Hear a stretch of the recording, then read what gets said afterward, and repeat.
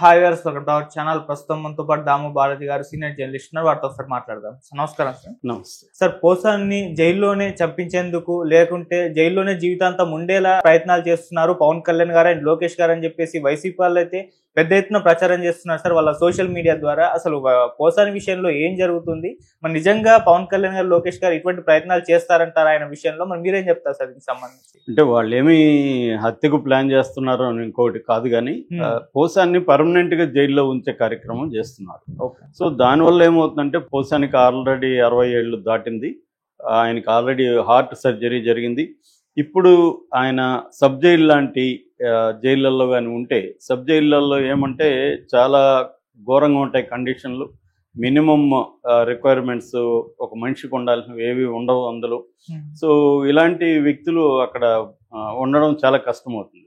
పైగా మీడియా విపరీతంగా ఆయనకి ఏమన్నా హెల్త్ ఇష్యూస్ అన్నా కూడా దాని డ్రామాగా చెప్తున్నారు. 66 ఏళ్ళ మనిషి, ఆల్రెడీ ఒక హార్ట్ సర్జరీ అయిన వ్యక్తి కి హెల్త్ ఇష్యూస్ అనేవి వెరీ కామన్.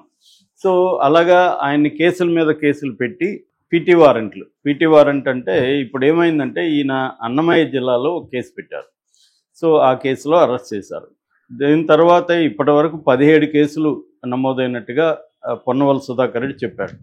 నిన్న ఏమైందంటే 3 జిల్లాల వాళ్ళు, ఒకరేమో పల్నాడు జిల్లా నర్సరావుపేట పోలీస్ స్టేషన్, తర్వాత అల్లూరు జిల్లా, తర్వాత అనంతపురం జిల్లా, ఈ 3 జిల్లాల పోలీసులు పీటీ వారెంట్లు కోర్టులలో తీసుకున్నారు. పీటీ వారెంట్ అంటే ప్రిజనర్ ట్రాన్సిట్ వారెంట్ అంటారు. ప్రిజనర్ ట్రాన్సిట్ వారెంట్ అంటే అర్థమైందంటే ఒక వ్యక్తి ఒక కేసులో జైల్లో ఉన్నప్పుడు, ఆ వ్యక్తి వేరే కేసుల్లో కూడా ఉన్నప్పుడు, వేరే కేసుల్లో ఉన్న పోలీసులు ఆ వ్యక్తిని మేము కూడా కోర్టుకు ప్రొడ్యూస్ చేస్తాము ఫలాని కేసులో అని కోర్టుని అడుగుతారు వారెంట్ ఇవ్వమని.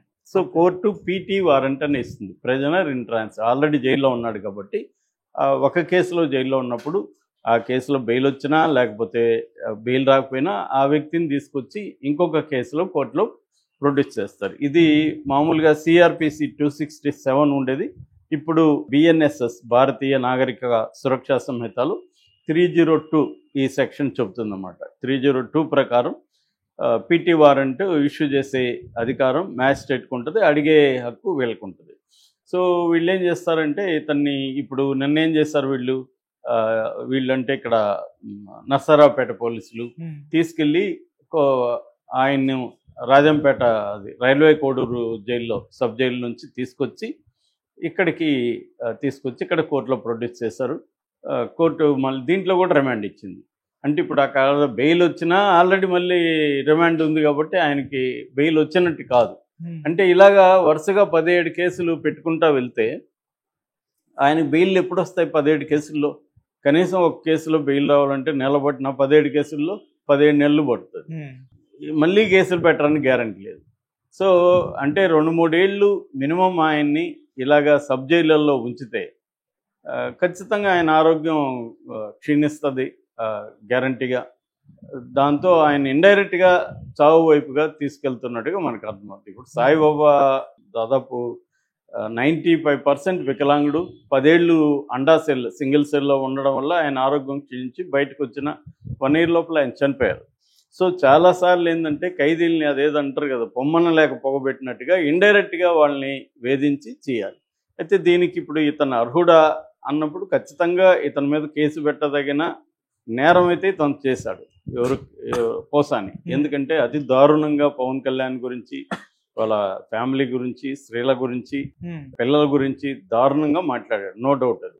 కానీ ఆయన ఆ కేసు ఈయన మీద పెట్టారా? పెట్టలే. నేను మొన్న కూడా చెప్పిన, అంటే తెలుగుదేశం కూటమి ప్రభుత్వం ఒక విచిత్రమైన పద్ధతిని ఇప్పుడు ఎంచుకుంది. అదేంటంటే ఒకరిని తిట్టుంటే ఆ తిట్టిన వాళ్ళు కేసు పెట్టరు, ఎవరో సంబంధం లేని ఎల్లయ్య పొల్లయ్య కేసు పెడతారు ఎక్కడో. సడన్గా కేసు పెట్టిన 2 రోజుల్లోనే వచ్చి అరెస్ట్ చేసి తీసుకెళ్ళిపోతారు. ఈ కేసులు ఏవి కూడా నిలబడే కేసులు కాదు, కానీ ప్రాసెస్ ఈజ్ పనిష్మెంట్ కాబట్టి ఈ కేసుల్లో అరెస్ట్ చేద్దాం. సో దీంట్లో క్లియర్గా ఏంటంటే రాజ్యాంగాన్ని ఉల్లంఘిస్తున్నారు, లీగల్ ప్రొసీజర్ని వీళ్ళు ఉల్లంఘిస్తున్నారు, ఒక చెడ్డ సంప్రదాయానికి తెరదీశారు. ఇదే పని రేపు జగన్ కూడా చేస్తాడు. అధికారంలోకి వచ్చినాక జగన్ కూడా ఇలాగే కేసులు పెట్టించి అరెస్టులు చేసుకుంటూ వెళ్తాడు. ఇది ఎడతెగని వ్యవహారం. సో వీళ్ళ రివెంజీ వాళ్ళ రివెంజీ ఇలాగా అదొకటి. రెండోది పోసాని కృష్ణమురళి లాగా తిట్టిన వాళ్ళు తెలుగుదేశంలో లేరా, జనసేనలో లేరా? అసలు పోసాని కృష్ణమురళి అలా తిట్టడానికి కారణమే జనసైనికులే కదా. వాళ్ళు 3 రోజుల పాటు ఇతన్ని ఇంట్లో నుంచి కూడా రానియకుండా అజ్ఞాతంలోకి వెళ్ళేట్టుగా చేసింది ఎవరు? జనసైనికులే కదా. సో ఇవన్నీ అంటే వాళ్ళు చేసినంత మాత్రం నేను తిట్టుండకూడదు. ఖచ్చితంగా ఈయన ఏంటంటే దానికి సంబంధించి పోరాడడం తప్ప నిజానికి ఇతను తెలుగు సినిమాలో టాప్ 5లో ఉన్న రైటర్స్లో ఒకడు. నాకు తెలిసి 3వ ఎక్కువ నెంబర్ ఆఫ్ సినిమాలకు రాసిన వ్యక్తి 3వ ఉంటాడు సత్యానంద్. తర్వాత పరచూరు బ్రదర్స్ తర్వాత ఈయన ఎక్కువ రాశాడు. తర్వాత డైరెక్ట్ చేశాడు కొన్ని సినిమాలు. మంచి యాక్టరు. ఇవన్నీ ఉండి అనవసరంగా అతను తన లైఫ్ని రూయిన్ చేసుకుంది. దాదాపు 100 కోట్ల పైన ఆస్తి ఉంది, పిల్లలు బాగా చదువుకున్నారు, అన్నీ బాగుండి అతను ఒక నోటి దోల వల్ల ఈ స్థితి తెచ్చుకున్నాడు. నిజానికి అతను ఆ స్థాయిలో మాట్లాడాల్సిన అవసరం లేదు. ఇప్పుడేమో వాంగ్మూలంలో సజ్జలు చెప్పేటేనే మాట్లాడాను. సజ్జలు చెప్తే మన బుద్ధి ఏమైంది? సో సజ్జలు బూతులు తిట్టమంటే మనం ఎవరినంటే వాళ్ళని తిట్టచ్చా? సో అది రాంగ్. సబ్జెక్టు మాట్లాడాలి, అవతల వ్యక్తుల్ని రాజకీయంగా విమర్శించాలి, కానీ పర్సనల్గా వెళ్ళిపోయి అతనిజంగా మాట్లాడడం కరెక్ట్ కాదు ఫస్ట్. కానీ అలాంటి వాళ్ళే తెలుగుదేశంలో లేరా, జనసేనలో లేరా అంటే ఉన్నారు. ఉన్నప్పుడు ఏమవుతుంది? అందుకనే ఎవరికి ఇక్కడ మోరల్ గ్రౌండ్ లేదు. ఇప్పుడు పోసాని విమర్శించే మోరల్ గ్రౌండ్ తెలుగుదేశం వాళ్ళకి లేదు, జనసేన వాళ్ళకి లేదు. జనసేనని తెలుగుదేశంలో విమర్శించే మోరల్ గ్రౌండ్ కావచ్చు, పోసాని అరెస్ట్ చేయడం కరెక్ట్ కాదనే మోరల్ గ్రౌండ్ కావచ్చు, జగన్కి కానీ వాళ్ళ కూటమి పార్టీలో జగన్ అండుకోకు కానీ ఎవరికి లేదు. ఎందుకంటే జగన్ అండ్ బ్యాచే కదా వీళ్ళ దగ్గర ఇవన్నీ మాట్లాడిచ్చింది. మొన్న ఎవరో చెప్తున్నారు, నేను మర్యాదగా చంద్రబాబు గారు లోకేష్ గారు అంటుంటే నాకు పైనుంచి వచ్చాయి, మీరు గారు ఎందుకంటారు, గట్టిగా తిట్టండి అని వచ్చాయని చెప్తున్నారు ఎవరు వైసీపీలో. అంటే అలాగా భయంకరంగా పర్సనల్ లెవెల్లో అటాక్ చేయించింది ఎవరు? జగనే కదా. జగన్ కావచ్చు, ఎవరైనా వైసీపీ నాయకులు.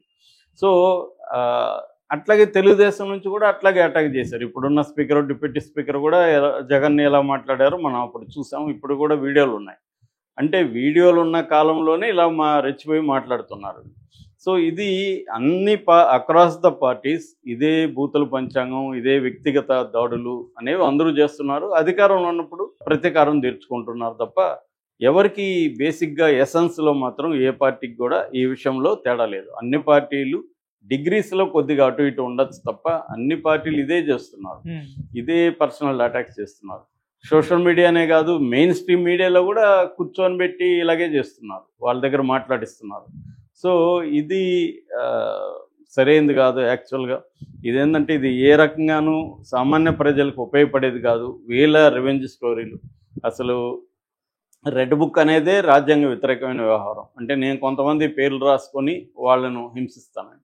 అయితే లోకేష్ అలా రాసుకోవడం వెనక కూడా మళ్ళీ రీజన్ ఉంది. ఎందుకు రాసుకోవాల్సి వచ్చిందో లోకేష్, దానికి జగనే కారణం. లోకేష్ రెడ్ బుక్కి కారణం ఎవరు? మళ్ళీ జగనే కదా. ఎందుకంటే జగన్ వీళ్ళని అరెస్ట్ చేయించి కొంతమంది బ్యూరోక్రాట్స్, పోలీసుల ద్వారా కూటమిలో ఉన్న నాయకులను కావచ్చు, కార్యకర్తలను కావచ్చు అరెస్ట్ చేయించడం వల్లే లోకేష్ పేర్లు రాసుకోవాల్సి వచ్చింది. ఇప్పుడు కనీసం లోకేష్ కానీ వీళ్ళు కానీ మేము జగన్ లాగా చెయ్యం, మేము డిఫరెంట్గా చేస్తాం అని కానీ నిరూపించగలిగితే ఇక్కడికి ఫుల్ స్టాప్ పెట్టచ్చు. కానీ వీళ్ళు మేము ఇంకా ఎక్కువ చేస్తాం, మేము ఇంకా ఘోరంగా చేస్తాం అని వీళ్ళు డిసైడ్ అయ్యి చేస్తుంటే జగన్ ఇంకా ఎక్కువ చేస్తాడు కదా మళ్ళీ. సో ప్రజల్లో కూడా వాళ్ళు చేశారు, మీరు చేశారు, వాళ్ళు చేశారు అన్నట్టుగా అయిపోతుంది తప్ప